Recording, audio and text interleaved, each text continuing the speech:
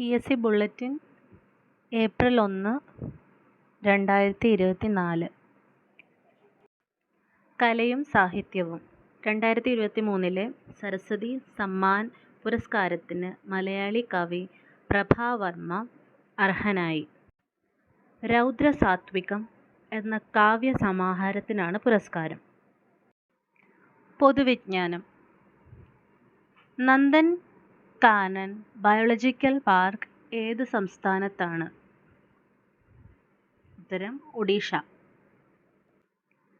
നന്ദവംശത്തിൻ്റെ ഭരണം അവസാനിപ്പിച്ചത്? ചന്ദ്രഗുപ്ത മൗര്യൻ. നർമ്മദയ്ക്കും താപ്തിക്കും ഇടയിലുള്ള പർവ്വതനിര? സാത്പുര. നല്ലളം താപനിലയം ഏതു ജില്ലയിൽ? കോഴിക്കോട്. ഭാരത് രത്ന നേടിയ ഇന്ത്യക്കാരനല്ലാത്ത ആദ്യ വ്യക്തി? ഖാൻ അബ്ദുൽ ഖാഫർ ഖാൻ.